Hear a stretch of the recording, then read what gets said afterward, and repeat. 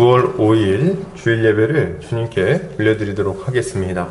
다 같이 묵도하심으로 예배를 시작하겠습니다. 다 같이 묵도하시겠습니다. 하나님은 영이시니 예배하는 자가 영과 진리로 예배할지니라. 사랑과 은혜가 많으신 하나님 아버지 감사합니다. 오늘 사랑하는 우리 보금자리교회 형제자매들 모여서 함께 주님을 예배하고자 합니다. 주님, 우리가 주를 예배할 때에 하늘 문을 여시고 하늘의 놀라운 은혜를 우리 각 사람의 심령 가운데에 충만하게 부어 주시옵소서. 주님, 이제 예배를 시작하는 시간입니다. 마치는 시간까지 주께서 좌정하셔서 함께하여 주시기 원하오며 예수 그리스도 이름 받들어 기도 올려드립니다. 아멘. 찬송가 1장 찬송 드리겠습니다. 찬송가 1장입니다.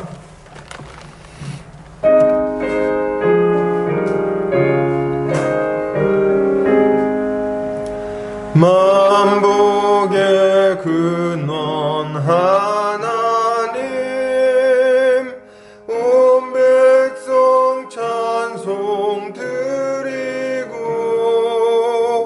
저 천사여 찬송하세.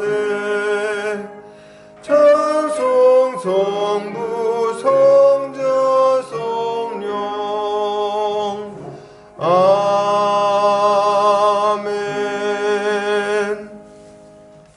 다같이 사도신경으로 우리의 신앙을 고백하겠습니다. 성경 맨 앞 페이지를 참고하시면 되겠습니다. 다같이 고백합니다. 전능하사 천지를 만드신 하나님 아버지를 내가 믿사오며 그 외아들 우리 주 예수 그리스도를 믿사오니 이는 성령으로 잉태하사 동정녀 마리아에게 나시고 본디오 빌라도에게 고난을 받으사 십자가에 못 박혀 죽으시고 장사한 지 사흘 만에 죽은 자 가운데서 다시 살아나시며 하늘에 오르사 전능하신 하나님 우편에 앉아 계시다가 저리로서 산자와 죽은 자를 심판하러 오시리라. 성령을 믿사오며 거룩한 공회와 성도가 서로 교통하는 것과 죄를 사하여 주시는 것과 몸이 다시 사는 것과 영원히 사는 것을 믿사옵나이다. 아멘. 다같이 우리 주님이 가르쳐주신 기도하겠습니다. 하늘에 계신 우리 아버지여, 이름이 거룩히 여김을 받으시오며 나라 임하옵시며 뜻이 하늘에서 이룬 것 같이 땅에서도 이루어지이다. 오늘날 우리에게 일용할 양식을 주옵시고 우리가 우리에게 죄 지은 자를 사하여 준 것 같이 우리 죄를 사하여 주옵시고 우리를 시험에 들게 하지 마옵시고 다만 악에서 구하옵소서. 대개 나라와 권세와 영광이 아버지께 영원히 있사옵나이다. 아멘. 이 시간 우리 한 주간의 삶을 돌아보면서 주님 앞에 회개하는 시간 갖도록 하겠습니다. 우리가 주님 앞에 범죄했던 것들, 주님 말씀에 불순종하고 오히려 내 마음의 욕심대로 행했던 것들이 있다면 이 시간 주님 앞에 고백하고 예수 십자가 보혈로 우리를 깨끗하게 씻어달라고 기도하도록 하겠습니다. 다 같이 기도합니다. 사랑과 은혜가 많으신 하나님 아버지 감사합니다. 오늘도 우리 사랑하는 우리 보금자리교회 형제자매들과 함께 주님 앞에 나왔습니다. 한 주간의 삶을 돌아보며 다시금 주의 은혜를 구합니다. 주님 말씀에 순종하며 주님을 기뻐하고 주님께 순종하는 그 신중의 열매를 맺으며 한 주간 살기보다도 여전히 옛사람의 모습처럼 여전히 죄 가운데 거하며 여전히 넘어지고 여전히 주님 마음을 아프게 했던 것들이 있음을 주님 앞에 고백합니다.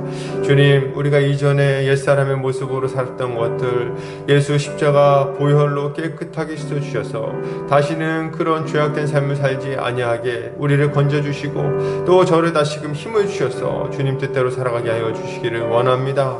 죄에 매여 살던 것이 지나간 때로 좋가오니 이제는 거기서 벗어나 주님이 기뻐하는 삶, 주님이 원하시는 거룩한 삶, 주님이 원하시는 열매 맺는 삶으로 나아가게 하여 주시옵소서. 하나님의 은혜와 큰 능력을 구합니다. 주여 함께하여 주시옵소서.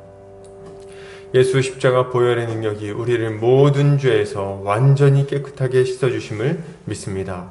감사드리며 예수 그리스도 이름 받들어 기도 올려드립니다. 아멘. 이 시간 우리 찬송가 314장 찬송 드리겠습니다.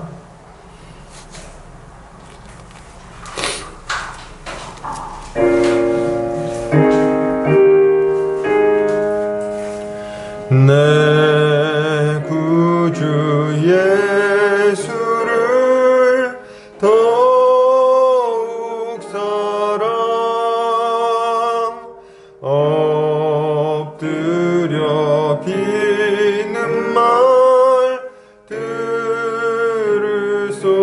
주옵소서. 내 진정 소원이 내 구주 예수를 더욱 사랑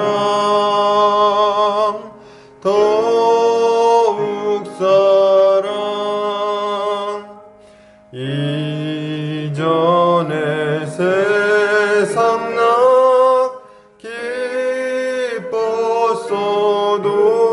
기뻤어도 지금 내 기쁨은 오직 예수. 다만 내 비는 말 내 구주 예수를 더욱 사랑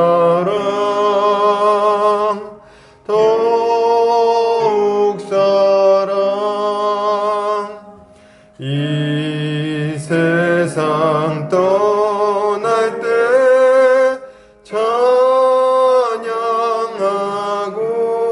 찬양하고 숨질 때 하는 말 이것일세. 다만 내 비는 말 내 구주 예수를 더욱 사랑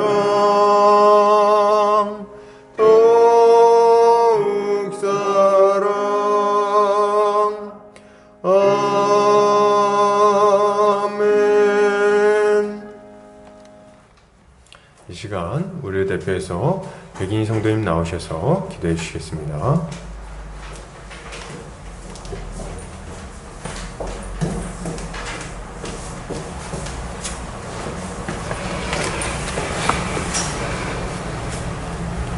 영원히 변치 않으시는 영원하신 하나님께서 모든 만물들을 날마다 새롭게 하시니 참으로 감사를 드립니다.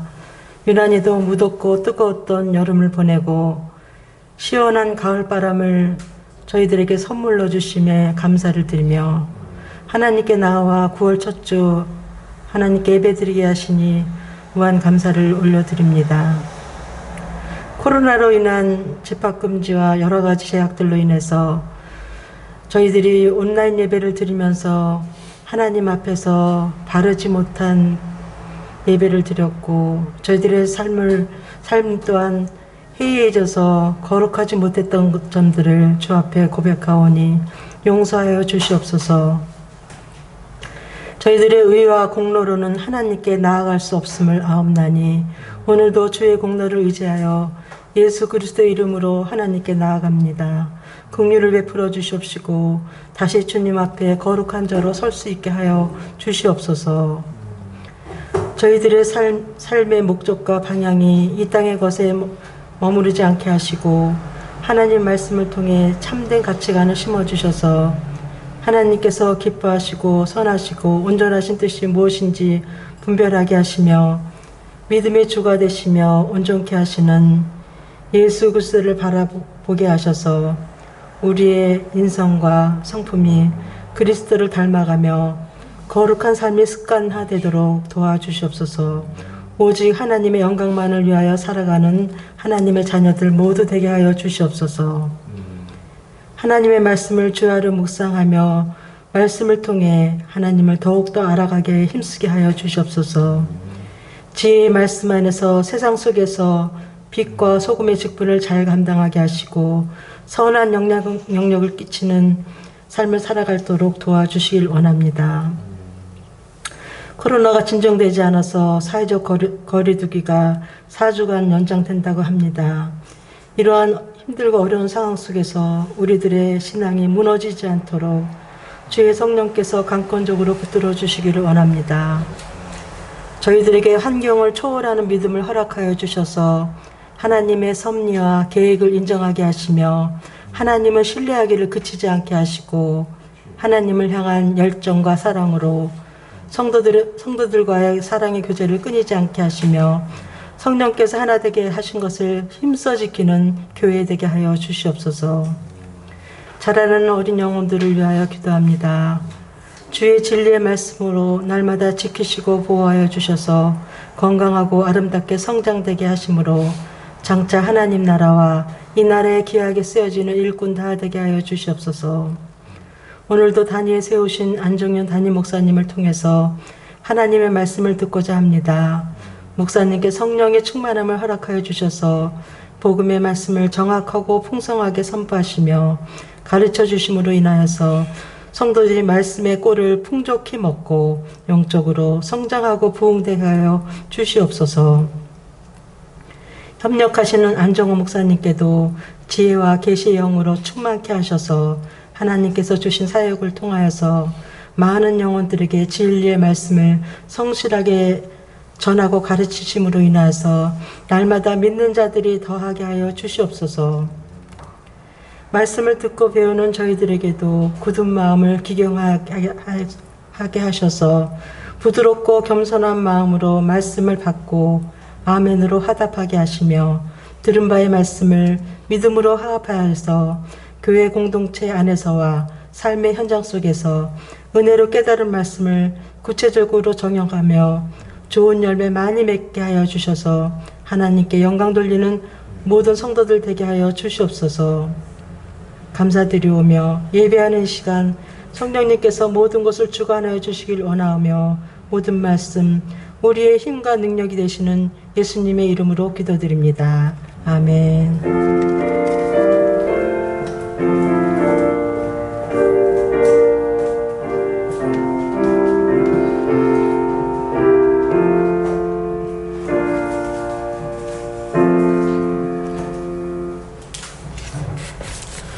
자, 오늘 이 시간 요리문답하는 시간 갖겠습니다.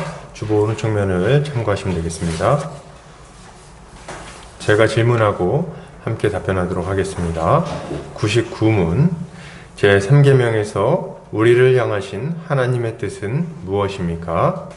하나님을 모독하거나 그의 이름을 빌어서 저주, 거짓 맹세 또는 불필요한 맹세를 하지 말며 침묵하는 방관자가 되어서 그러한 무서운 죄악에 간접적으로 동참하지도 말라는 것입니다. 한마디로 그 계명은 하나님의 거룩한 이름을 사용하여서 우리의 모든 말과 행위로 그에게 신앙을 고백하고 기도하며 찬양하여야 한다는 것입니다. 백문 맹세와 저주로서 하나님의 이름을 모독하는 것이 그것을 방조하거나 금지시키지 않은 자들에게까지 분노하실 만큼 그렇게 무서운 죄입니까? 진실로 그렇습니다. 하나님의 이름을 모독하는 것보다 더 큰 죄가 없으며 그것보다 더 그의 분노를 자아내게 하는 것도 없습니다. 그래서 하나님은 그 죄에 대하여 죽음의 형벌을 내리시는 것입니다. 아멘. 광고 보겠습니다. 보금자리 교회 오신 성도님들 주님 이름으로 환영합니다. 주님 안에서 함께 자라가기를 소망합니다. 코로나로 인해 인사는 목례로 하겠습니다. 속히 질병이 사라져서 예배가 정상화되는 것을 위해서 기도해 주시기를 부탁드립니다. 저도 이제 백신을 내일 이제 1차 접종을 하는데요. 잘 맞고 올 수 있도록 기도해 주시면 감사하겠고요. 그리고 한 주간 이렇게 아침 묵상은 좀 겸사겸사해서 좀 이렇게 휴식을 취하도록 하겠습니다. 그리고 다음 주부터 다시 아침 묵상 진행되도록 하겠습니다. 말씀선교센터와 한책의 사람들, 말씀운동연합과 누룩운동, 장신 바이블 스터디와 숙명여대 시카 모임 가운데 많은 열매가 맺혀지도록 기도해 주시면 감사하겠습니다. 성경 봉독하겠습니다. 창세기 22장 15절에서 24절 말씀입니다. 창세기 22장 15절에서 24절 말씀입니다.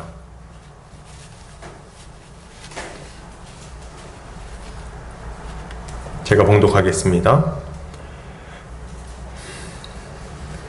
여호와의 사자가 하늘에서부터 두 번째 아브라함을 불러 이르시되 여호와께서 이르시기를 내가 나를 가리켜 맹세하노니 내가 이같이 행하여 내 아들 내 독자도 아끼지 아니하였은즉 내가 내게 큰 복을 주고 내 씨가 크게 번성하여 하늘의 별과 같고 바닷가의 모래와 같게 하리니 내 씨가 그 대적의 성문을 차지하리라.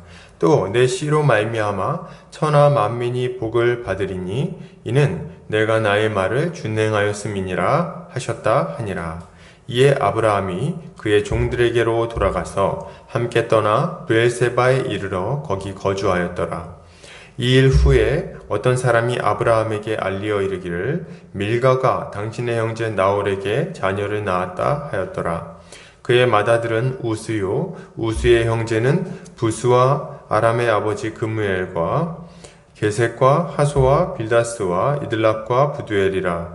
이 8사람은 아브라함의 형제 나홀의 아내 밀가의 소생이며 부두엘은 리브가를 낳았고 나홀의 첩 르우마라 하는 자도 데바와 가함과 다하스와 마아가를 낳았더라.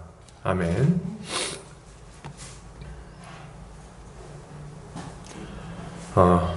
오늘 창세기 22장 15절에서 24절까지 대적의 성문을 차지하리라 라는 제목으로 말씀 나누도록 하겠습니다.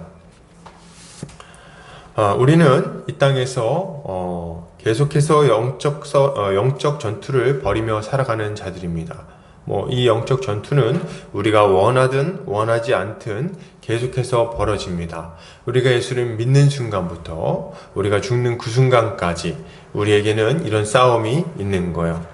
그리고 이렇게 치열한 싸움을 우리가 벌이다 보니 때로 우리는 이 영적 전투 가운데 지치기도 합니다. 이런 생각들을 하는 거죠. 과연 내가 이 전투에서 이길 수 있을까?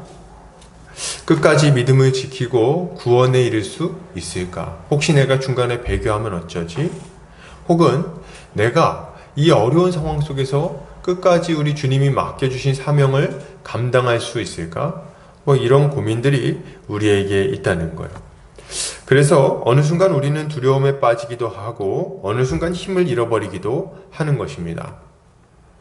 특히나 요새같이 정상적인 신앙생활이 힘들 때에는 더욱 그럴 것이라고 생각이 됩니다. 원래 우리가 마음이 약해지고 또 유혹에 흔들리고 할 때마다 우리 형제 자매들이 함께 예배하며 또 우리 주님을 높이며 은혜 받기도 하고 또 형제 자매들이 우리를 붙들어 주기도 하고 교제하며 권면해 주기도 하고 때론 위로해 주기도 하고 또 각양 신령한 은사를 사용해서 서로를 붙들어 주고 세워 주기도 해야 되는데 이런 일들이 지금 현저하게 약화되어 있는 상황이기 때문에 이런 싸움과 어려움이 더 많을 것이라고 예상이 되는 거예요. 이러한 때에 우리는 어떻게 해야 다시 마음을 다잡고 계속해서 믿음의 싸움을 싸울 수 있을까요? 믿음을 잃어버리기 쉬운 이 시대에 이런 상황에 어떻게 해야 우리가 믿음을 잃어버리지 않고 지치지 않고 넘어지지 않고 끝까지 싸움을 싸워 승리할 수 있겠냐는 겁니다. 저는 말씀을 더 힘써 봐야 한다고, 더 힘써 말씀을 들어야 한다고 말씀드리고 싶습니다. 더 힘써서 말씀을 보고 듣고 쓰고 해야 되는 거예요. 말하기도 하고 말이죠. 말씀을 보고 그 안에 계시된 복음의 진리를 다시 한번 우리가 확인할 때 우리는 새로운 진리를 발견하는 게 아니죠. 항상 성경 안에서 우리 주님이 계시하신 이 복음의 진리를 다시 확인하고 또 다시 확인하고 또 다시 확인하는 겁니다. 이렇게 할 때 어떤 일이 일어납니까? 성령께서 우리의 마음 가운데, 우리의 그 식어진 마음 가운데 다시금 불을 붙여주시는 거예요. 우리의 지쳐있는 마음 가운데 새로운 활력을 불어넣어 주시는 겁니다. 하나님의 말씀은 살았고 운동력이 있어서 혼과 영과 및 골수까지도 찔러 쪼갠다고 말하고 있어요. 우리의 가장 내밀한 곳에 있는 고민들을 이 하나님의 말씀은 깊숙이 파고들어서 그 문제들을 해결해 주기도 하고 우리가 거기에 넘어지지 않도록 쐐기를 박아주기도 한다는 거예요. 그렇기 때문에 우리는 말씀을 다시 한번 보고 힘을 얻어야 하는 겁니다. 그런 의미에서 특별히 오늘 아브라함에게 계시된 하나님의 약속은 우리에게 아주 큰 소망을 줄 것이라고 생각이 됩니다. 오늘 본문을 통해서 예수 그리스도는 누구신지, 그리고 그분이 우리를 위해서 행하신 일이 무엇인지를 다시금 확인하는 시간이 되기를 바랍니다. 말씀 보도록 하겠습니다. 오늘 여호와의 사자는 하늘에서부터 두 번째 아브라함을 부릅니다. 또 우리 지난주까지 22장을 두 번 살펴봤죠. 그래서 하나님이 이 여호와 일의 사건을 통해서 이 예수 그리스도의 그 십자가 사건을 얼마나 확실하게 계시해 주셨는지를 우리가 첫 번째 살펴봤고, 두 번째는 그것을 믿음으로 받아들인 아브라함의 믿음에 대해서, 그 하나님의 시험을 멋지게 통과한 아브라함의 믿음에 대해서 살펴봤어요. 그리고 이제 오늘은 그 결과에 대한 이야기를 좀 살펴보고자 하는 겁니다. 여호와의 사자가 하늘에서부터 두 번째로 아브라함을 부릅니다. 그리고 여호와께서 하신 말씀을 전달하죠. 하나님은 스스로를 가리켜 맹세하시면서 약속을 전하십니다. 하나님은 아브라함이 이같이 자기 아들 자신의 독자까지도 아끼지 아니하였기 때문에 그에게 큰 복을 주겠다고 약속하세요. 물론 여기서 자기 아들 독자까지도 아끼지 않았다는 말은, 그것을 하나님이 기뻐하신다는 말은 우리 하나님이 인신공양을 기뻐하신다는 말이 아니죠. 그런 말이 아닙니다. 하나님은 약속을 따라 죽은 자를 살리실 수 있다고 하나님을 철저히 신뢰한 아브라함의 믿음을 칭찬하고 있으신 거예요. 그러므로 여기서 자꾸 내가 부모님이나 아들보다 하나님을 더 사랑해야 되는데, 혹은 남편보다 하나님을 더 사랑해야 되는데 내가 지금 그러지 못한 거 아닌가, 이런 고민을 그만했으면 좋겠습니다. 그런 고민 좀 그만하세요. 하나님이 부모를 공경하고 배우자를 사랑하라는 명령을 주셨어요.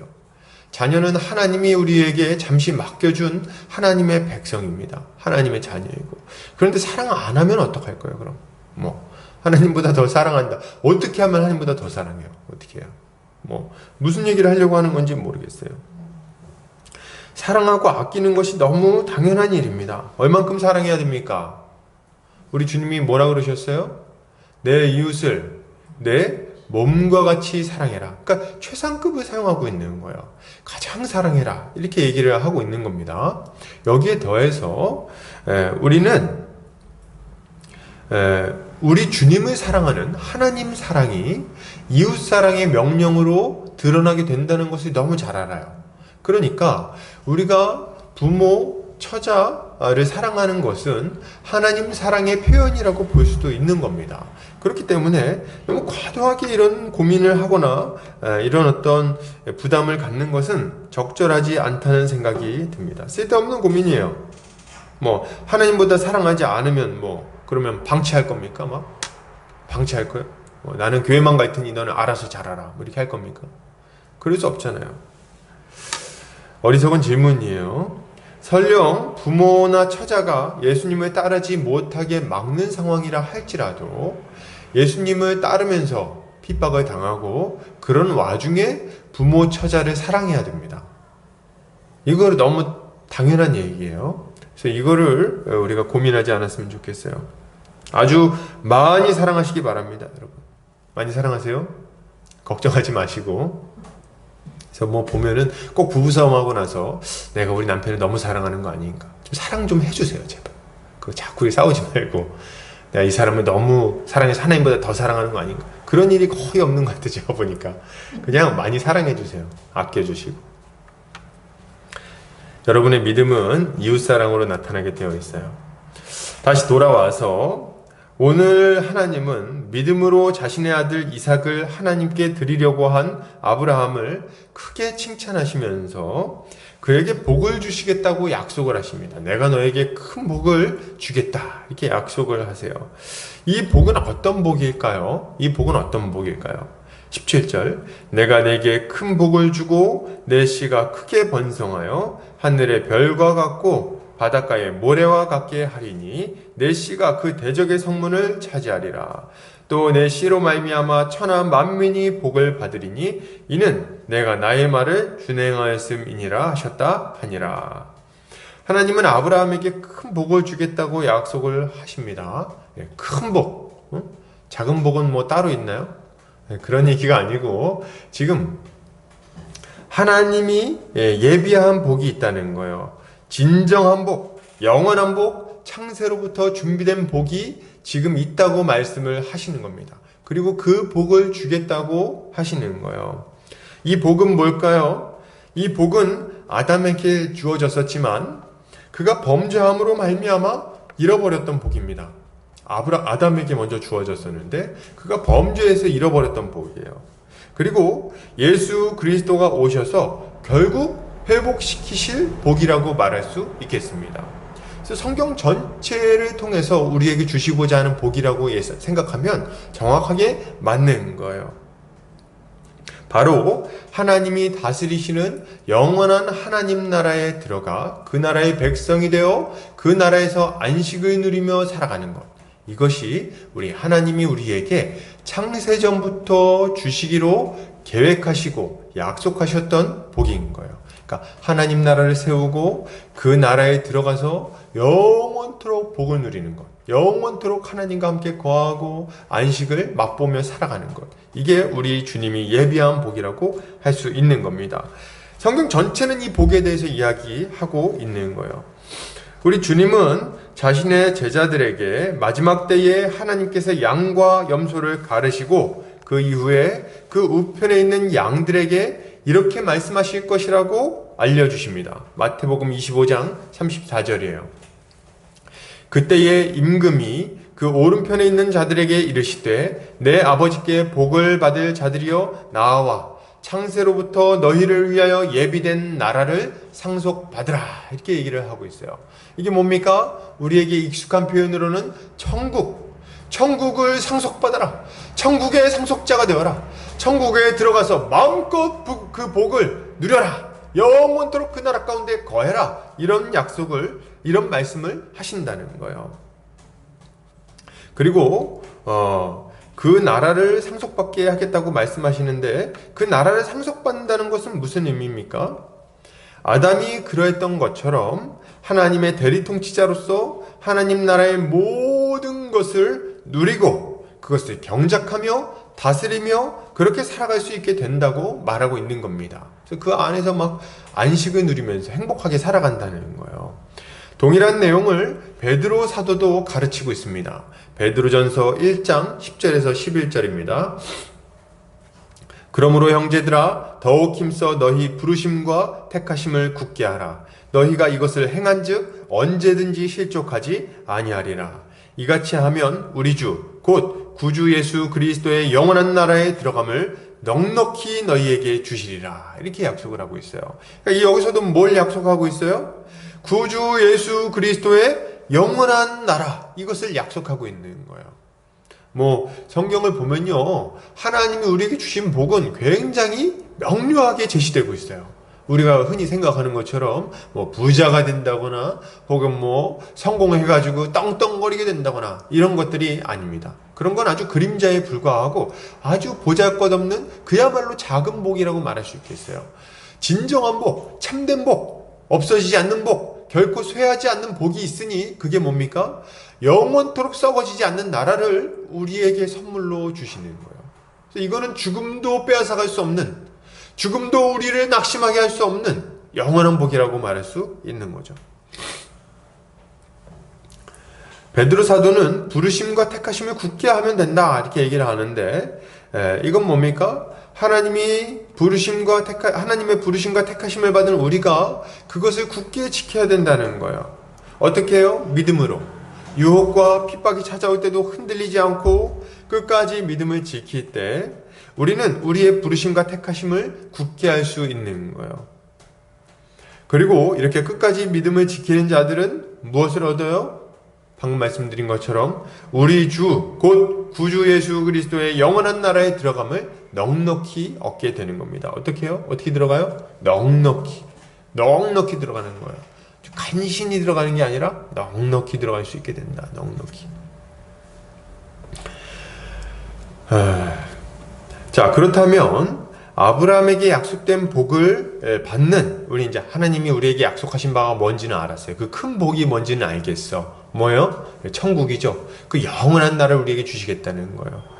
근데 그 약속을 받는 자는 누구냐 할 때 아브라함과 아브라함의 씨입니다.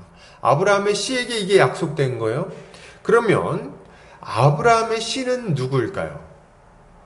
이 복을 약속받는 아브라함의 씨는 누구일까요? 이게 우리에게 굉장히 중요한 문제겠죠? 아브라함의 씨, 여기 나오는 이 씨라는 단어를 우리가 좀 주목하고 이해할 필요가 있는데요. 이 씨라는 단어는 스페르마타라는 단어가 사용되고 있습니다. 히브리어로. 이 스페르마타라는 단어는 재밌게도 복수로도 쓰이기도 하고 단수로도 쓰이기도 해요. 그래서 씨들 이렇게 번역할 수도 있고, 뭐 자손들 이렇게 번역할 수도 있고요. 뭐 씨 혹은 자손 이렇게 단수로 번역할 수도 있는 겁니다. 아브라함의 후손인 이스라엘 백성들은 이 단어를 당연하게도 복수로 해석했어요. 복수로 이해해서 아브라함에게 약속된 복이 자신들에게 약속된 것이라고 이해했습니다. 이들의 이해를 틀렸다고만 말할 수는 없어요. 하나님의 약속은 1차적으로 이스라엘을 향한 것이 맞기 때문에 그렇습니다. 1차적으로는 이스라엘을 향한 거예요. 왜냐하면 이후에 출애굽기를 보면 하나님은 이 아브라함에게 주신 약속의 근거에서 이스라엘 백성들이 하늘의 별과 같이 저 바닷가의 모래같이 많아지게 만들기 때문에 그렇습니다. 그래서 이스라엘 백성들이 굉장히 장정만 60만이 될 정도로 많아지잖아요. 이렇게 된 근거를 아브라함에게 주신 약속에서 찾습니다. 그러니까 이 약속은 1차적으로 이스라엘 백성들을 향한 것이 맞아요. 그들은 약속대로 젖과 꿀이 흐르는 이 가나안 땅을 점령하고 하나님의 나라를 세우게 됩니다. 이 모든 사건을 통해 아브라함에게 약속된 것이 성취가 되는 거예요. 출애굽하고 광야 시절을 겪어서 가나안 땅을 점령하고 그 땅에 나라를 세우게 되는 것. 그리고 거기서 이제 하나님의 다스림을 받으며 살아가는 것이 지금 여기에 약속된 것이 성취되는 과정이라는 겁니다. 그래서 그 자체를 부정할 수는 없어요. 그러나 우리는 여기서 멈추면 안 됩니다. 한 걸음 더 나아갈 필요가 있어요. 왜냐하면 가나안 땅에 들어온 아브라함의 씨들은 하나님이 약속하신 이 궁극적인 복, 궁극적인 안식을 얻지 못하기 때문에 그렇습니다. 그걸 얻지 못해요. 왜요? 이스라엘 백성들이 가나안 땅에 들어가기는 했는데, 이 젖과 꿀이 흐르는 약속의 땅에 들어가기는 했는데, 이들이 하나님과의 약속을 저버리고 계속해서 가나안 사람들이 저질렀던 죄를 저지르는 거예요. 계속해서 범죄하고 불순종합니다. 우상을 숭배하고 이웃을 박해하고 포악하게 행하고 온갖 종류의 죄를 저지르며 막 살아가는 거예요. 그래서 그들은 하나님 나라에 들어갔음에도 불구하고 그곳에서 안식을 누리지 못하는 겁니다. 약속의 땅에서. 그들은 늘 공격당하고 늘 고통을 당합니다. 그리고 결국에는 그 땅에서 쫓겨나기까지 하는 거예요. 그 나라에서 쫓겨난다는 거예요. 이것은 무엇을 보여줄까요? 이 아브라함의 씨들이 약속의 땅에 들어갔는데 결국에는 거기서 쫓겨났어. 이건 뭘 보여주는 겁니까? 하나님의 약속이 궁극적으로 이들을 향하고 있지 않다는 것을 알려주고 있는 거예요.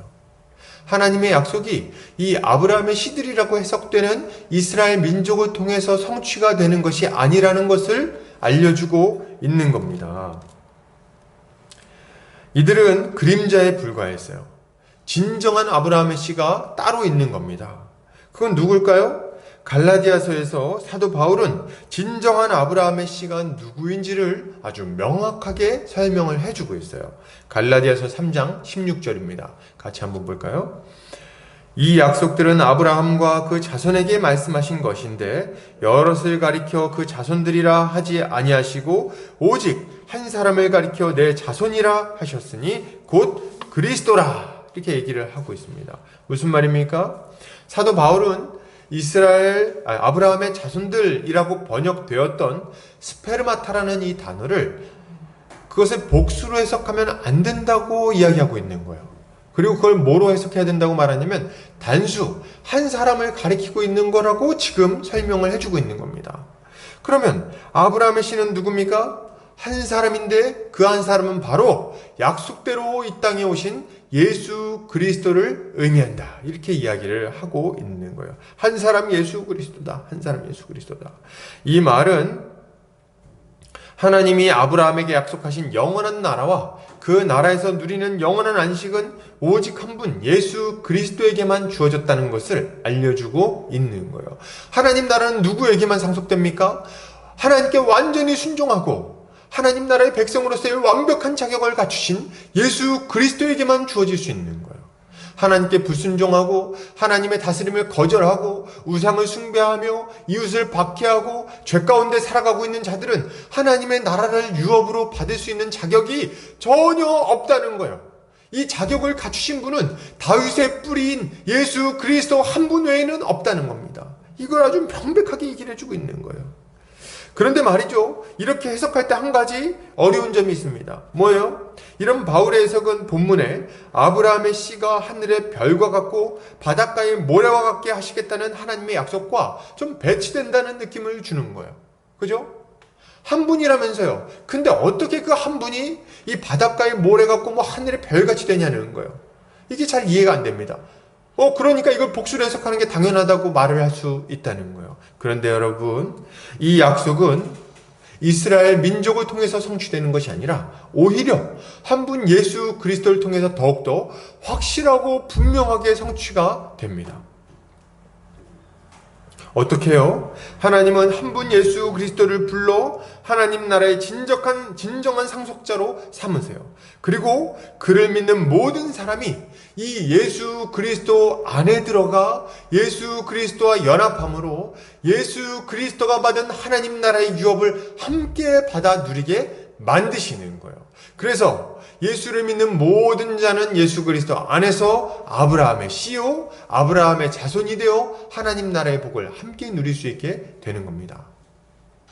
이걸 지금 알려주는 거예요. 로마서에서는 이것을 이렇게 설명하고 있습니다. 로마서 5장 19절이에요. 한 사람이 순종하지 아니함으로 많은 사람이 죄인 된 것 같이 한 사람이 순종하심으로 많은 사람이 의인이 되리라. 이렇게 얘기를 하고 있어요. 로마서 5장에서는 한 사람 아담으로 인해서 이 인류 가운데 모든 사람에게 죄가 들어왔고 모든 사람이 사망 가운데 거할 수밖에 없게 되었다. 이렇게 설명을 합니다. 그리고 한 사람 아담으로 말미암아 모든 사람이 죽게 되었는데 하나님은 한 사람을 더 불러서 우리의 대표를 삼으시고 그를 통하여 모든 사람이 생명을 얻을 수 있는 길을 열어주셨다고 알려주고 있는 거예요. 그걸 설명해주고 있는 겁니다. 둘째 아담이신 예수 그리스도를 말하고 있는 거예요. 그를 통해서 죄사함을 모든 사람이 믿는 자들이 죄사함을 받고 의인이 되게 되었다고 설명해주고 있는 거죠. 이것을 갈라디아서에서는 이렇게 설명을 합니다. 3장 26절이에요. 너희가 다 믿음으로 말미암아 그리스도 예수 안에서 하나님의 아들이 되었으니. 우리는 원래 태어나면서부터 어디에 태어납니까? 아담 안에서 태어납니다. 아담 안에서 아담의 죄와 함께 죄를 짓고 아담의 실패를 우리의 실패로 삼아 아담과 함께 죽을 수밖에 없는 자들이었어요. 아담이 저주를 받은 것과 같이 우리도 저주를 받아 그 아담 안에서 영원한 멸망 가운데 함께 들어갈 수밖에 없는 자였죠. 누가요? 우리가. 그런 자들이었다는 거예요. 그런데 예수 그리스도를 믿을 때 어떤 일이 일어나는가 하면 성령께서 우리를 콱 붙들어가지고 우리를 아담 안에서 끄집어내어 예수 그리스도 안으로 집어넣어 주시는 겁니다. 우리의 두 번째 대표이신 예수 그리스도 안으로 우리를 집어넣어서 예수 그리스도를 머리로 삼아 그분을 대표로 삼아 예수 그리스도의 승리를 우리의 승리로 삼고 예수 그리스도의 복을 우리의 복으로 받아 누릴 수 있게끔 하여 주신 거예요. 이게 우리 주님이 우리에게 주신 복의 의미인 겁니다. 복을 주시는 방식인 거예요, 이게. 그래서 우리는 예수 그리스도를 믿음으로 말미암아 영원한 생명을 누릴 수 있게 된 거죠. 결국 아브라함과 같은 믿음을 가지고 있는 자들은 모두 예수 그리스도 안에서 아브라함의 씨가 되어 하나님의 백성, 아브라함의 씨, 하나님의 자녀로서 살아갈 수 있게 되는 겁니다. 이것이 하나님께서 아브라함의 씨를 하늘의 별과 같이 바닷가의 모래같이 많아지게 하시겠다는 약속의 성취인 거예요. 이것을 우리는 성경을 통해서 아주 명백하게 알 수 있는 거죠. 그러므로 여러분, 이것을 생각할 때 우리는 예수 그리스도에게 감사하지 않을 수 없어요. 우리 신앙의 시작과 끝은 모두 예수 그리스도십니다. 예수 그리스도가 아니라면 우리는 절대로 하나님 나라의 복에 동참할 수 없는 거예요. 예수 그리스도가 아니면 우리는 결코 하나님 앞에 나아가지도 못하는 거예요. 우린 이것을 인정해야 됩니다. 우리가 하나님의 백성이 되어 그 나라를 유업으로 상속받기 위해서는, 천국 가기 위해서는 이 예수, 한 분 예수 그리스도를 믿어야 되겠어요, 여러분. 믿어야 돼요. 믿으셔야 됩니다. 오직 이 방법으로만 하나님 나라의 복에 동참할 수 있어요. 오직 이 방법으로만 안식을 누릴 수 있습니다. 이것을 여러분 굳게 붙드세요, 이 진리를. 누가 와가지고 다른 얘기를 해도 흔들리지 마시고 이 복음의 진리를 처음부터 끝까지, 처음 믿으니 처음 사랑을 끝까지 지키시기를 바랍니다. 이 진리를 붙들고 예수 그리스도를 사랑하게 되셨습니까? 그 진리를 붙들고 끝까지 주님을 사랑하시기를 바라요. 엉뚱하게 중간에 자기 공로를 의지하는 어리석은 모습을 보이지 않으시기를 바랍니다. 내가 열심히 치성을 드렸으니까, 내가 열심히 기도를 했으니까 하나님 나 더 예뻐해 주시겠지. 아니요, 그렇지 않아요. 우리가 예수를 믿는 순간 하나님은 우리를 최고로 사랑하세요. 그러니까 우리가 더 열심히 한다고 해서 더 사랑하거나, 우리가 좀 덜 열심히 한다고 해서 덜 사랑하거나 이런 일이 없다는 거예요. 우리는 예수를 믿음으로 하나님의 가장 큰 사랑을 받을 수 있는 자들이 된 것입니다. 할렐루야. 우리는 그러므로 우리의 공로를 자랑하지 않고 오직 예수 그리스도의 이름을 높이고 그분을 더 많이 사랑해야 되겠습니다. 오직 예수님만 존귀하게 여겨야겠어요. 그래서 우리의 신앙생활은 늘 주님 찬양으로 귀결되게 돼 있습니다. 그죠? 그래서 우리 막 뭐 이렇게 얘기하다가도 결론은 뭡니까? 예수 만만세죠. 예수 만만세. 열심히 예배드리고 막 찬양하고 막 선교를 하고 막 열심히 노력해서 뭔가를 막 했어. 열심히 뭔가 일을 이루고 열매가 있는 것처럼 보이는 그 순간에도 우리는 뭐라고 말합니까? 예수 만만세. 그죠? 예수님 찬양. 결론은 예수님 찬양으로 갈 수밖에 없어요. 왜요? 예수 그리스도가 아니고서는 우리의 구원이 있을 수도 없고, 우리가 전도하는 것도 있을 수 없고, 우리의 열매도 있을 수 없는 거예요.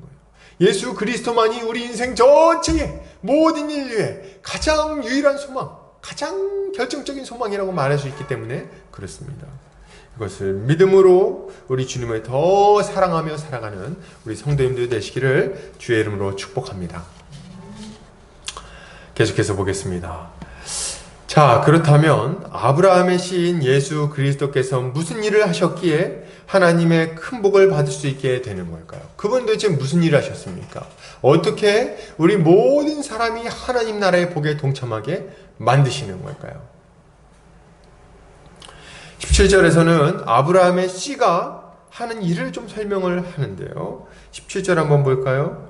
내가 내게 큰 복을 주고 내 씨가 크게 번성하여 하늘의 별과 같고 바닷가의 모래와 같게 하리니 내 씨가 그 대적의 성문을 차지하리라. 이렇게 얘기합니다. 이건 뭡니까? 대적의 성문을 차지한다? 보통 성을 점령할 때, 그러니까 막 적군하고 싸우잖아요? 그때 그 적군을 이기고 성을 점령하려면은 결국에 제일 중요한 데가 어디냐면 성문입니다. 성문을 차지하면 그 성문을 열고 들어가서 그 성을 완전히 함락시킬 수 있기 때문에 그래요. 그래서 이렇게 전쟁 영화 같은 걸 보면, 옛날 중세 전쟁 영화 같은 걸 보면 성문을 지키려고 그렇게 애를 씁니다. 거기다가 막 큰 격자를 설치하기도 하고, 막 그 위에서 막 뜨거운 기름을 붓기도 하고, 돌을 굴리기도 하고 막 그러죠. 그리고 이 쳐들어가는 입장에서는 이 커다란 충차 같은 걸 가지고 와서 막 성문을 갖다 부딪히고 막 이렇게 합니다. 왜요? 성문을 뚫어야만, 성문을 차지해야만 승리하는 것이기 때문에 그런 거예요. 그러므로 대적의 성문을 차지할 것이다. 이 말은 원수를 이기고 승리할 것이라는 약속을 알려주고 있는 겁니다. 이 약속은요, 아담에게 처음 주어진 약속을 우리가 생각하게 만듭니다. 창세기 3장 15절에서 우리 하나님 뭐라고 약속하십니까? 한번 볼까요? 창세기 3장 15절입니다. 창세기 3장 15절 이렇게 말합니다. 내가 이 뱀에게 저주할 때 하시는 말씀이신데요. 내가 너로 여자와 원수가 되게 하고 내 후손도 여자의 후손과 원수가 되게 하리니 여자의 후손은 내 머리를 상하게 할 것이요 너는 그의 발꿈치를 상하게 할 것이니라 하시고. 무슨 말입니까? 우리 하나님께서 언젠가 이 뱀, 옛뱀, 원수 마귀, 그 원수의 마귀를 밟을 여자의 후손을 보내주실 거라고 약속을 하시는 거예요. 언젠가 때가 되면 여자의 후손을 보내서 모든 악의 뿌리이며 거짓의 아비이고 처음부터 살인한 자인 너 마귀의 머리를 완전히 박살내 버릴 것이다. 그리고 내가 내 백성들을 다시금 돌이켜서 그들에게 영원한 생명에 들어가게 만들 것이다. 이렇게 약속을 주시는 거예요. 그리고 그 약속이 지금 여기서 다시 한번 반복되고 있는 겁니다. 뭐라고요? 내 씨가 대적의 성문을 차지할 것이다. 원수의 머리를 밟아 부수고 그들을 점령해 버릴 것이다. 이렇게 지금 약속을 하고 있는 겁니다.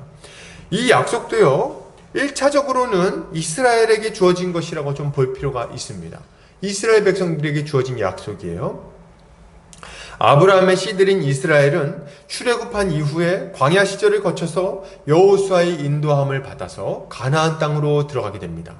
가나안 땅을 점령하기 위해서 들어가는 거예요. 그리고 그곳에서 누구를 만납니까? 강대한 가나안의 7 족속과 전쟁을 벌입니다. 그리고 그들을 이기고 점령하는 거예요. 견고한 여리고성이 무너지고 강대한 가나안의 거인족들이 패배하는 거예요. 어떻게 해요? 어떻게 그 강대한 성이 막 그냥 한 번에 무너져 버리고 어떻게 그 거인족들이 다 죽어 나자빠질 수 있냐는 거예요. 어떻게? 인원수가 적은 것도 아닌데 성들도 많았는데 어떻게 그런 일이 일어나죠? 예, 그 일의 비결은, 그 일이 일어난 원인은 굉장히 명백합니다. 뭡니까? 전능하신 하나님, 전쟁에 능하신 하나님께서 그 모든 원수들을 이기게 하시고 승리를 가져다 주셨기 때문에 그렇습니다. 오늘 본문에 주신 약속처럼 대적의 성문을 차지하도록 하셨기 때문에 이게 가능하게 된 거예요. 하나님은 아브라함의 씨들인 이스라엘에게 이러한 승리를 주신 것입니다.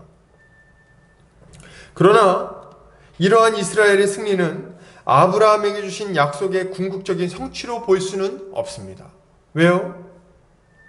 이스라엘 민족은 불순종함으로 가나안 족속들을 완전히 진멸하지 못했어요.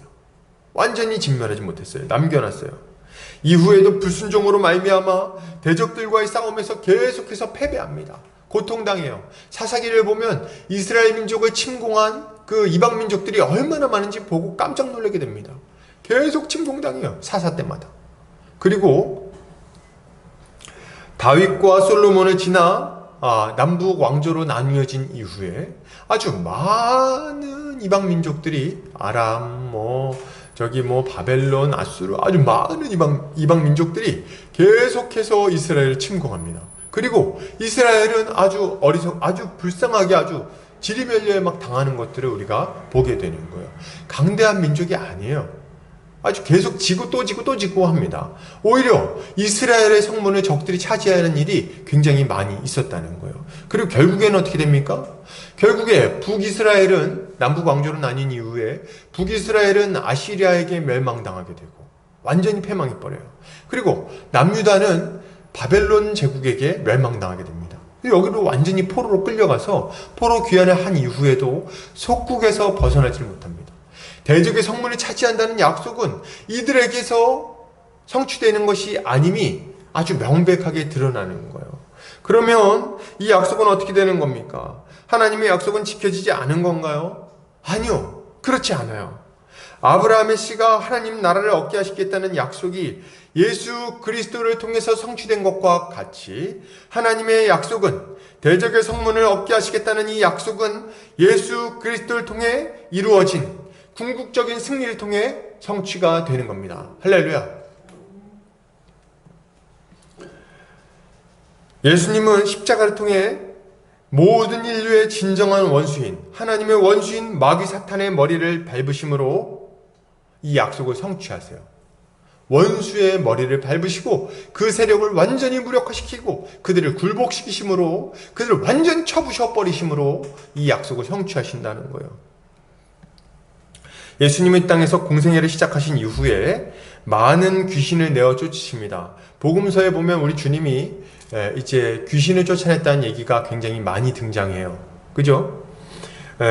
이런 얘기를 우리가 복음서에서 볼 때마다 우리는 뭐 이런 생각을 합니다.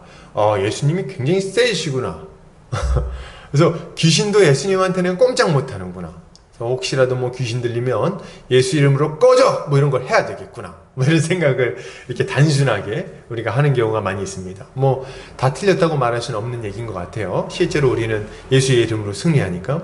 그런데 이 본문에 나오는 의미를 그 정도로 이렇게 설명한다면 부족하다고 말할 수 있겠습니다. 복음서에 나오는 예수님의 축기 사역은 훨씬 더 중요한 의미를 가지고 있어요. 마가복음에서 예수님은 자신을 공격하는 자들에게 귀신을 쫓아내는 일이 어떤 의미를 가지고 있는지를 잘 설명해 주십니다. 마가복음 3장 22절에서 27절인데요. 제가 읽어보겠습니다. 예루살렘에서 내려온 서기관들은 그가 바알세불이 씹혔다 하며 또 귀신의 왕을 힘입어 귀신을 쫓아낸다 하니 예수께서 그들을 불러다가 비유로 말씀하시되 사탄이 어찌 사탄을 쫓아낼 수 있느냐? 또 만일 나라가 스스로 분쟁하면 그 나라가 설 수 없고 만일 집이 스스로 분쟁하면 그 집이 설 수 없고 만일 사탄이 자기를 거슬러 일어나 분쟁하면 설 수 없고 망하느니라. 사람이 먼저 강한 자를 결박하지 않고는 그 강한 자의 집에 들어가 세간을 강탈하지 못하리니 결박한 후에야 그 집을 강탈하리라. 이렇게 말을 하고 있습니다. 무슨 말입니까? 먼저 우리가 좀 주목해서 볼 것은 우리 주님은 지금 귀신을 쫓아내는 일을 단순하게 개인과 마귀 한 마리 사이의 일로 보지 않으신다는 거예요. 뭘로 보십니까? 나라와 나라 사이의 전쟁으로 보십니다. 전쟁이 일어나서 한 나라가 점령되고 한 나라가 정복하고 뭐 이런 관계의 문제로 해석을 하고 계시다는 거예요. 나라와 나라의 싸움인 겁니다. 어떤 나라와 나라의 싸움입니까? 이 세상 임금인 마귀가 다스리는 세상 나라와 마귀의 나라 사단의 나라와 하나님이 다스리시는 예수 그리스도의 나라, 예수 그리스도의 그 영원한 나라와의 싸움이 벌어지고 있는 거예요. 이 천국과 지옥의 싸움이 지금 벌어지고 있는 겁니다. 그 둘 사이에 전쟁이 벌어지는데 우리 주님은 지금 그 전쟁에서 승리하고 있다는 것을 알려주고 있으신 거예요. 지금 이 세상 임금은 공중 권세분자 마귀입니다. 이 마귀가 다스리는 한 그 나라에 속해 있는 자들은 결코 죄와 사망의 권세에서 벗어날 수가 없는 거예요. 계속해서 마귀에게 괴롭힘을 당하며 유혹을 당하기도 하고 핍박을 당하기도 하고 휘둘림을 당하기도 하고 그 가운데서 고통스럽게 있다가 망하게 될 수밖에 없는 거죠. 이게 그 나라에 살아가는 불쌍한 비참한 인생들인 거예요. 그래서 주님이 뭐라고 말씀하십니까? 사람이 먼저 그들을 건져내려면은 그 세간살이들을 늑탈하려면은 먼저 그 집을 지키고 있는 강한 자를 결박해야 된다. 이렇게 얘기를 하시는 거예요. 그 강한 자 원수 마귀를 완전히 결박해서 무력화시키고 꼼짝 못하게 한 이후에야 그에게 속해서 고통당하고 있는 자들을 건져낼 수 있을 것이다. 이렇게 얘기를 하시는 거죠. 강한 자는 마귀고 세간살이는 누굽니까? 우리죠. 세간살이는 우리를 말하고 있는 거예요. 주님은 마귀가 다스리고 있는 이 세상에 찾아오셔서 그를 제압하시고 그에게 사로잡혀 있던 우리를, 자신의 택한 백성을 자유롭게 풀어주시는 거예요. 히브리서에서는 이러한 주님의 사역을 이렇게 설명하고 있습니다. 히브리서 2장 14, 15절입니다. 자녀들은 혈과 육에 속하였음에 그도 또한 같은 모양으로 혈과 육을 함께 지니심은 죽음을 통하여 죽음의 세력을 잡은 자 곧 마귀를 멸하시며 또 죽기를 무서워함으로 한평생 매어 종노릇하는 모든 자들을 놓아주려 하심이니, 이렇게 말하고 있는 거예요. 주님은 이 땅에 오셔서 죽음의 세력을 잡은 자 마귀를 멸하시고 그에게 사로잡혀 종노릇하고 있는 우리를 놓아주기 위하여 오신 거예요. 이것이 주님이 대적의 성문을 얻으셨다는 말의 궁극적인 성취인 것입니다. 그렇다면 우리 주 예수 그리스도는 어떻게 대적의 성문을 얻으셨을까요? 어떻게 승리하신 겁니까? 그냥 귀신아 나가라 이렇게 얘기함으로써 승리를 거두신 겁니까? 물론 우리 주님은 명령 한마디로 마귀를 쫓아내기도 하셨죠. 그러나 마귀의 권세를 완전하고도 궁극적으로 되돌릴 수 없게 완전히 무찔러 버리신 것은, 그렇게 완전히 무찔러서 승리를 가지고 온 것은 예수 그리스도의 십자가 사역을 통해서입니다. 예수님은 십자가를 통해서 마귀를 완전히 박살내 버리셨어요. 그리고 더 이상 이 전쟁이 다시 뒤집어지지 않도록 만들어 버리셨습니다. 쐐기를 박아 버리셨어요. 이게 우리 주님이 십자가를 통해서 하신 일입니다. 우린 이걸 좀 잘 이해할 필요가 있어요. 여기 조금 우리가 집중해서 잘 들으셔야 돼요. 여기서부터는 주님의 십자가가 어떻게 마귀의 권세를 무너뜨릴 수 있었는가?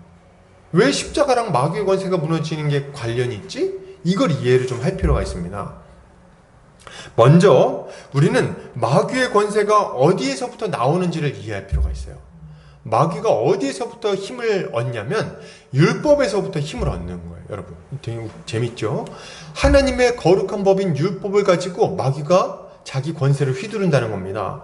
그래서 마귀의 또 다른 이름이 뭐냐면 디아블로스예요. 디아블로스. 이게 뭐냐면 참소하는 자라는 의미를 가지고 있어요. 참소하는 자. 우리는 쉽게 이해하기 위해서 좀 검사를 생각해 보면 되겠습니다. 검사. 그래서 마귀가 검사 같은 역할을 하는 거예요. 그래서 마귀는 늘 뭐 하는 자입니까? 우리를 고발하고 기소하고 참소하는 자입니다. 누구한테요? 하나님 앞에서. 하나님 앞에서 계속 우리를 저주하는 거예요. 우리가 저지른 죄를 가지고 와가지고 하나님 저 녀석은 죽일 놈입니다. 저주를 받아 마땅합니다. 저 녀석은 아주 하나님의 판결로 하자면 사형에 해당하는 자입니다. 응? 이렇게 하면서 계속해서 참수하는 거죠. 율법대로 사형에 처하십시오. 그렇게 하는 거예요. 이게 마귀가 하는 일이에요. 마귀가 하는 일. 그래서 이것으로 하나님 앞에서 우리를 참소하고 고통스럽게 하는 거죠.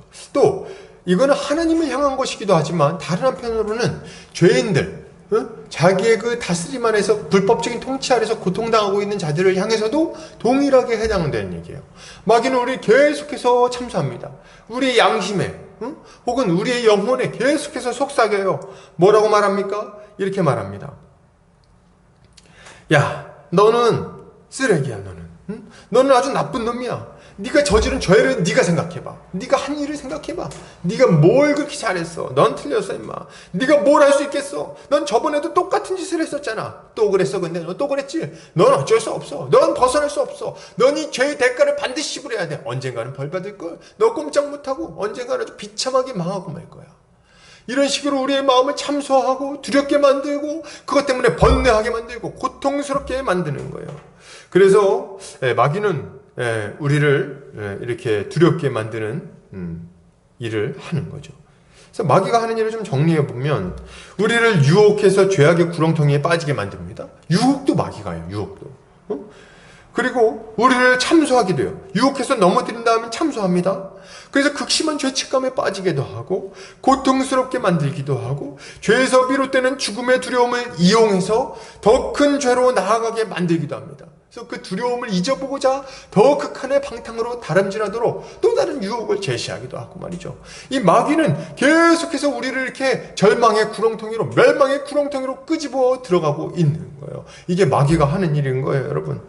그러면 주님은 이런 마귀의 권세에서 어떻게 우리를 건져내신 겁니까? 어떻게 이 마귀의 권세를 꺾으셨냐는 거예요.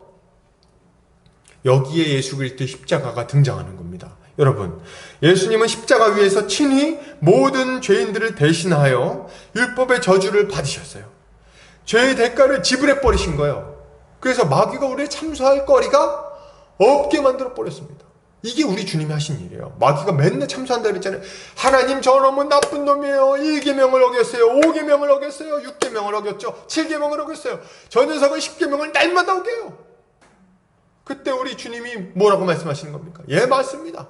이 사람은 지금 그렇게 많은 죄를 범한 것이 맞습니다. 그런데요, 제가 그 죄의 대가를 십자가 위에서 완전히 지불해 버렸습니다. 이렇게 완전히 제가 십자가 위에서 모든 저주를 받음으로 하나님의 모든 진노를 그 위에서 끔찍한 그 진노를 다 감당함으로 이 죄의 대가는 지불되었습니다. 이렇게 얘기를 하는 거예요. 그렇게 함으로 말미암아 마귀의 모든 참소가 완전히 무력화되게 만들어 버리신 거예요. 그래서 우리는 이제 이 마귀의 참소에서 자유롭게 된 거죠. 이게 다가 아니에요. 주님은 율법의 모든 요구를 태어나면서부터 죽을 때까지 완전히 지키셨어요. 완전히 귀했어요. 그 비참함 가운데 태어나셨음에도 불구하고 하나님의 뜻에 어긋나는 일을 마음으로부터 행동까지 하나도 없이 율법에 온전히 순종하셨어요. 죽기까지 순종하셨죠. 이웃을 사랑하라는, 하나님을 사랑하고 이웃을 사랑하라는 그 주님의 율법을 십자가에 죽으시기까지 순종하심으로 완전히 이루신 거예요. 그 결과 주님은 우리의 원수 마귀가 율법으로 우리를 참수할 수 없도록 만들어 버리신 거죠. 이것을 어떻게 알 수 있습니까? 우리 주님이 십자가 위에서 이 일을 이루셨다는 걸 우리가 어떻게 알 수 있죠? 그분이 아무 죄도 없이 율법을 완전히 지키신 분이신데 우리의 죄 때문에 죽으셨다는 것을, 그리고 그 죄의 대가가 완전히 지불되었다는 것을 우리가 어떻게 알 수 있는 겁니까? 우리는 어떻게 알 수 있어요? 그냥 자기 죄 때문에 죽은 거 아니에요? 어떻게 우리가 그분이 우리 죄 때문에 죽었다는 걸 알 수 있냐는 거예요. 우리가 그것을 알 수 있는 이유는 그분이 부활하셨기 때문입니다. 예수 그리스도의 부활은 그분의 죽음이 자신의 죄 때문에 죽은 그 비참한 죽음이 아니라 우리 모든 사람의 죄를 짊어지고 우리의 죄의 대가를 지불하는 거룩한 죽음이요, 대가를 지불하는 죽음이었음을 보여줍니다. 그리고 그분 자신이 죄가 없으심은 그의 부활을 통해서 확실하게 입증되어 보여진 것이고, 그것으로 말미암아 우리는 우리의 죄가 완전한 의신 예수 그리스도의 죽음으로 말미암아 해결되었다는 것을 확신할 수 있게 되는 거예요. 할렐루야!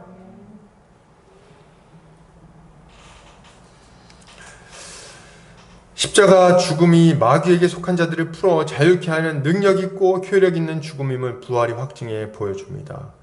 이러한 주님의 위대한 승리를 골로새서에서는 이렇게 선포하고 있어요. 골로새서 2장 14절 15절입니다.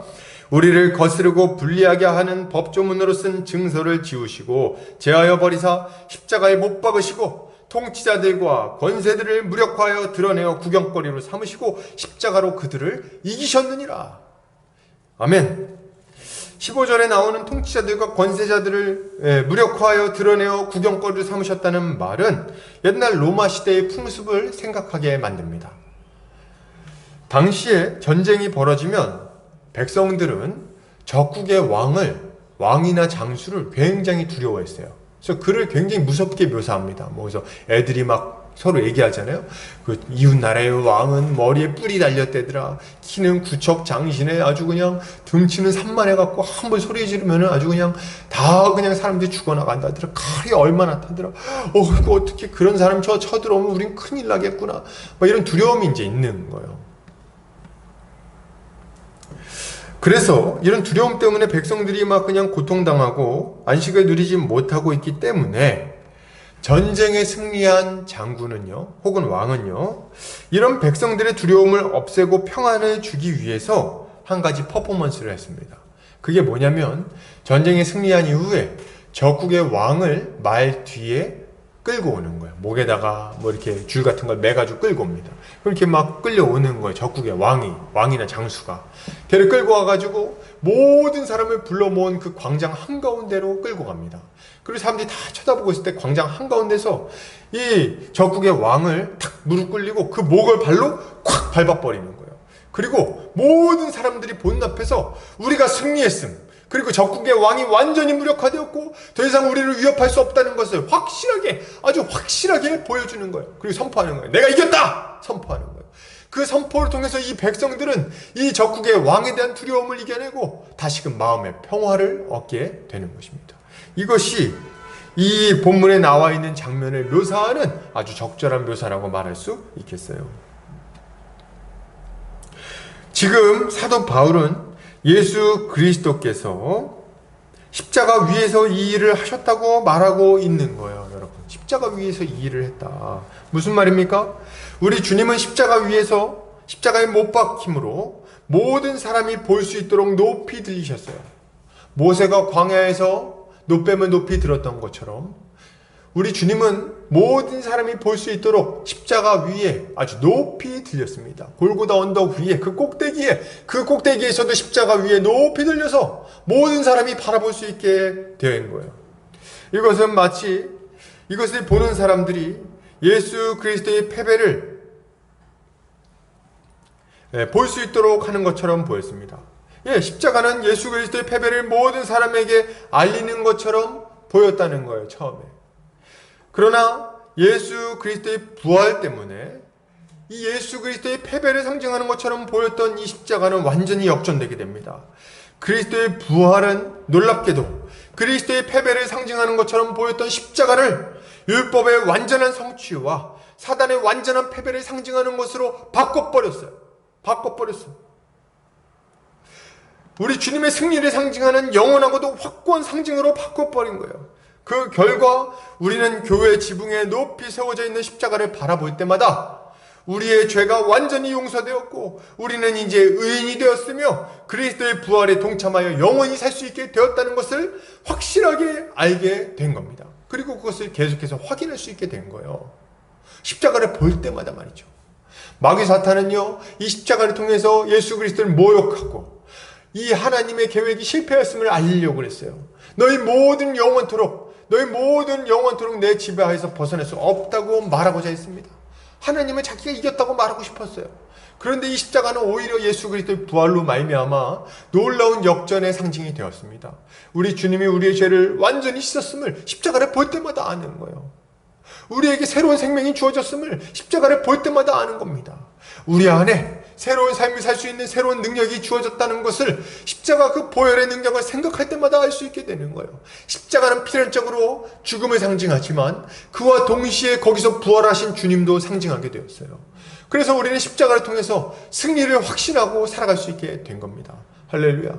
대적의 성문을 얻었다는 것은 이렇게 예수 그리스도 안에서 아주 완전하게 성취된 거예요. 할렐루야. 여기서 우리 한 걸음 더 나갈 필요가 있는데요. 그리스도의 승리는 우리가 마귀의 권세에서 해방되었다는 것만을 의미하지 않습니다. 여기서 한 걸음 더 나가요. 이것은 예수 그리스도와 연합하여 그분의 몸된 교회가 마귀의 권세를 밟고 승리한 자들이며 계속해서 승리하며 살아가게 되었다는 것도 알려주는 거예요. 마귀는 더 이상 그리스도 안에 있는 우리, 즉 교회를 이길 수 없습니다. 주님은 예수 그리스도를 주라고 고백하는, 예수를 그리스도라고 고백하는 베드로에게 이렇게 말씀하세요. 마태복음 16장 18절입니다. 또 내가 내게 이르노니 너는 베드로라. 내가 이 반석 위에 내 교회를 세우리니 음부의 권세가 이기지 못하리라. 이렇게 얘기를 하고 있어요. 음부의 권세가 이기지 못하리라. 주님은 사도와 선지자들의 터 위에 세워진 교회, 진리의 기둥과 터인 교회를 세우시고 결코 음부의 권세, 지옥의 권세, 사탄의 권세가 그것을 이기지 못하게 하실 것이라고 선포하고 계신 거예요. 그렇게 하셨다고 말합니다. 정말 그런가요? 예, 맞습니다. 우리 주님의 말씀대로 되었어요. 주님은 교회를 통해 지옥의 권세가 계속해서 무너지도록 만드십니다. 그리고 하나님의 나라가 확장되게 만드시는 거예요. 교회는 복음을 선포함으로 지옥의 권세에 사로잡혀 있는 자들을 풀어내어서 예수 그리스도의 권세 아래 들어와 하나님 나라의 복에 동참하도록 만듭니다. 사도행전을 한번 펼쳐보세요. 사단의 권세, 지옥의 권세는 계속해서 하나님 나라가 확장되는 걸 막으려고 합니다.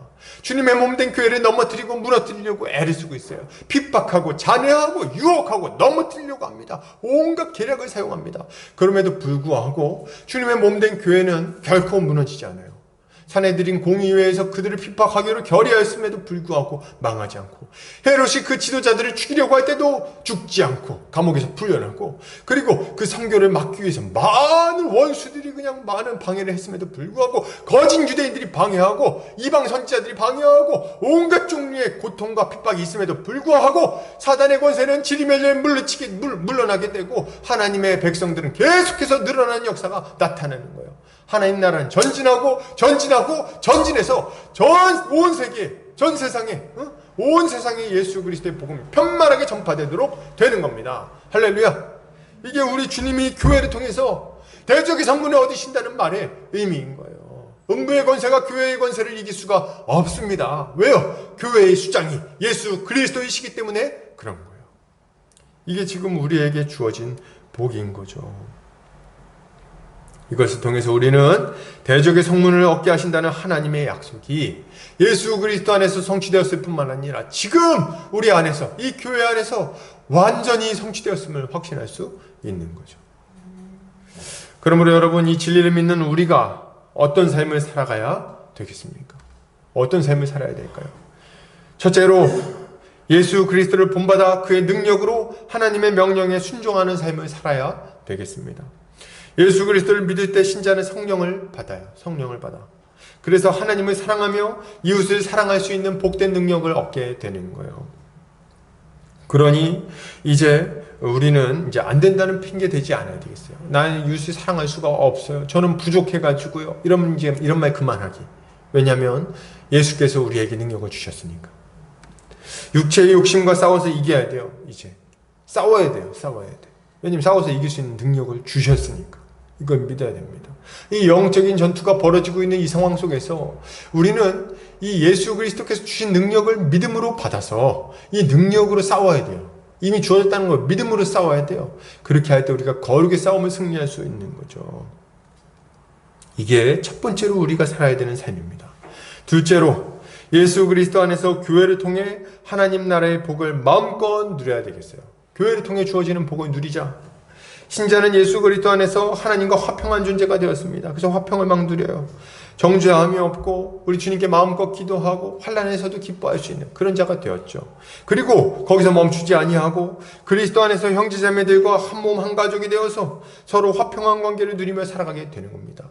하나님 나라의 복이 이 땅에서부터 우리에게 주어지는데 이 모든 복은 교회 안에서 누리는 거예요. 교회 안에서 서로 사랑함으로, 서로 섬김으로, 서로 배려함으로, 서로 같이 하하호호 떠들므로 같이 밥을 먹고 또 같이 여러 가지 문제를 상의함으로 그 복을 누리는 겁니다. 우리가 함께 할 때 얼마나 행복합니까? 그죠? 우리가 함께 할 때 얼마나 담대합니까? 옛날에 그 친구라는 영화에서 뭐 이렇게 이런 말이 나왔죠. 함께 할 때 아무것도 두려울 게 없었다. 교회에 사실 적용해야 되는 말이죠. 함께 할 때 아무것도 두려울 게 없다. 함께 모일 때 가장 행복하다. 그래서 우리는 교회 안에서 서로 진심으로 사랑으로 섬겨야 되겠어요.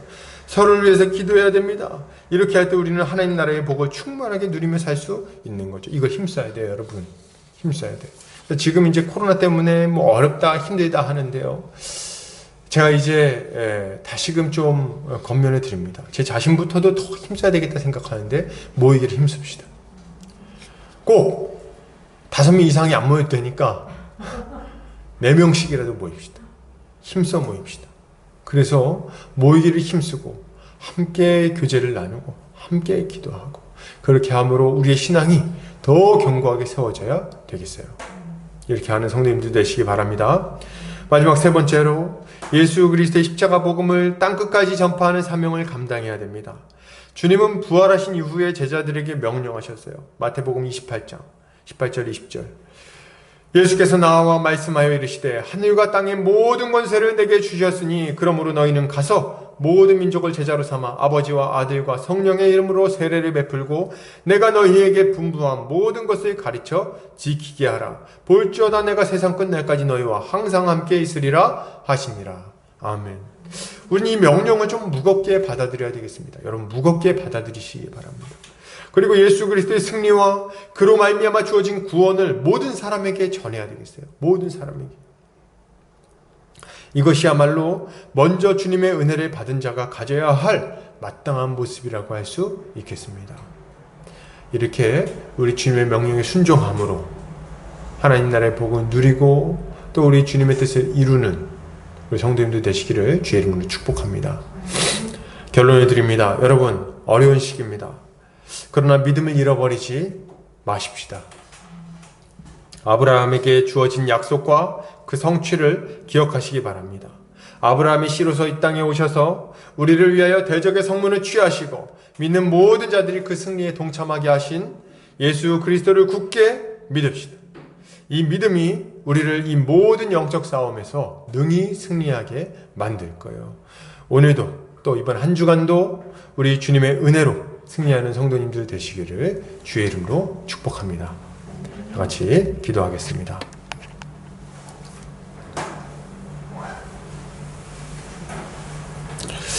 사랑과 은혜가 많으신 하나님 아버지 감사합니다. 오늘 사랑하는 우리 보금자리 교회 형제자매들 함께 말씀을 나누었습니다. 주님, 영적 전쟁이 치열하게 벌어지고 있는 이 시대에 주여 우리가 다시금 진리를 확인하고 그 진리를 굳게 붙들고 이 싸움에 승리하는 자들로 세워지기를 원합니다. 아버지 하나님, 예수 그리스도 안에서 하나님 나라의 모든 복이 우리에게 주어졌음을 우리가 기억하게 하여 주시옵소서. 예수 그리스도께서 대적의 성문을 차지하시고 영원한 승리를 거두셨으니 우리는 예수 안에서 승리한 자들이 이미 되었고 계속해서 승리할 수 있는 자들이 되었음을 우리가 알게 하여 주시옵소서. 그리하여 우리에게 주어진 싸움을 믿음으로 싸우게 하시고 그 믿음의 결과 승리를 얻게 하여 주시옵소서. 주께서 우리의 인생 가운데 이러한 복을 허락하여 주시기를 원하오며 예수 그리스도 이름 받들어 기도 올려드립니다. 아멘. 찬송가 50장 1절 찬송하면서 헌금하는 시간 갖겠습니다.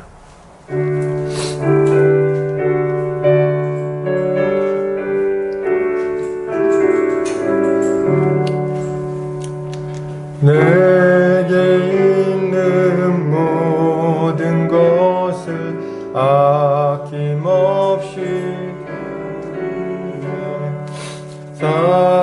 사랑하고 의지하며 주만 따라 살리라. 주께 드리네 주께 드리네 사랑하는 구주 앞에 모두 드리네. 아멘. 기도합니다. 사랑과 은혜가 많으신 하나님 아버지, 이 시간 우리의 마음과 우리의 물질과 우리의 인생을 주님 앞에 올려드립니다. 주님 받으시고 주님 마음껏 사용하셔서 주의 몸된 교회가 힘있게 세워지게 하여 주시옵소서. 주님, 우리 인생은 주님 것입니다. 우리가 아끼지 않게 하시고 주님, 우리 인생 주를 위해서 쓰기를 주님 힘쓰게 하여 주시옵소서. 비단 물질을 드릴 뿐만 아니라 우리의 시간과 열정과 우리의 모든 것을 주님 앞에 올려드립니다. 주님께서 귀하게 받아 사용하시기를 원합니다. 주님 아버지, 우리 한평생 살아갈 때에 오직 주의 은혜로 살아가는 자들 되기를 원합니다. 이 어려운 시기에 돈 때문에 믿음 잃어버린 자가 많을 줄 압니다. 주님, 믿음 잃어버리지 않게 붙들어 주시옵소서. 돈이 우리의 믿음을 무너뜨리는 일 없도록 우리 주님께서 우리의 믿음을 견고하게 세워 주시옵소서. 일용할 양식을 날마다 주셔서 우리 하나님이 살아계시고 우리를 돌보신다는 것을 날마다 확인하게 하여 주시고 그것 때문에 우리의 믿음이 오히려 더 강해지는 역사가 있게 하여 주시옵소서.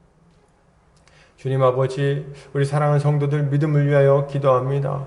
주님 아버지, 어려운 시기에 믿음이 떨어지지 않도록 은혜 베풀어 주시옵소서. 말씀을 볼 때마다 말씀이 눈에 깊이 들어오게 하여 주시고 마음에 박히게 하여 주시고 또 기도할 때마다 귀가 열리고 영안이 뛰는 역사가 일어나게 하여 주시옵소서. 우리의 마음이 예수 그리스도의 그 십자가 사랑으로 가득 차게 하여 주시옵소서. 주님, 우리 주님께서 우리 입술에 찬양이 넘치게 하여 주시기를 원합니다. 그리하여 우리 믿음이 날마다 더 견고해지게 하여 주시옵소서. 주님 아버지, 우리 사랑하는 성도들 가족을 주님 기억하여 주시옵소서. 그 가정마다 믿지 않는 가족들이 있다면 주께서 불쌍히 여겨주시고 예수 십자가 복음이 그 가족들 안에 들어가 그들이 거듭나 영생에 들어온 역사가 있게 하여 주시옵소서. 또한 아버지, 간절히 원하기는 우리 가족들 건강도 지켜주시옵소서. 우리 보금자리 가족들 주께서 돌보아 주셔서 우리 보금자리 가족들이 한 사람도 코로나 때문에 고통당하지 않게 하여 주시고 또 아버지, 코로나 이후에 다른 여러 가지 질병으로부터도 주님 자유케 하여 주시옵소서. 주님, 우리 사랑하는 성도들 여러 가지 기도의 제목들이 있습니다.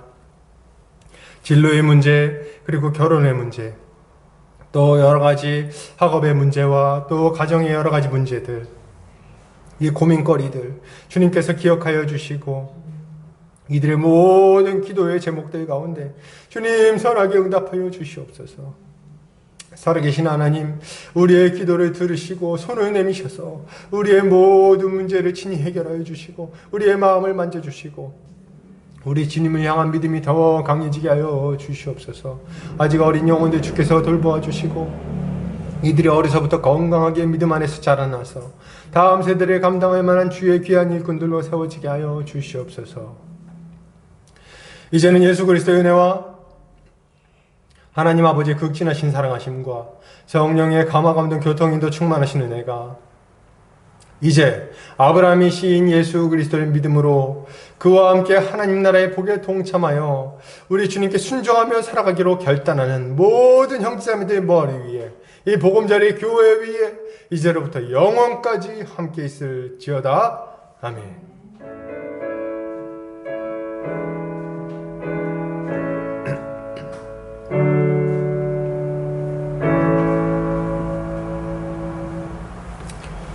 예배를 마쳤습니다.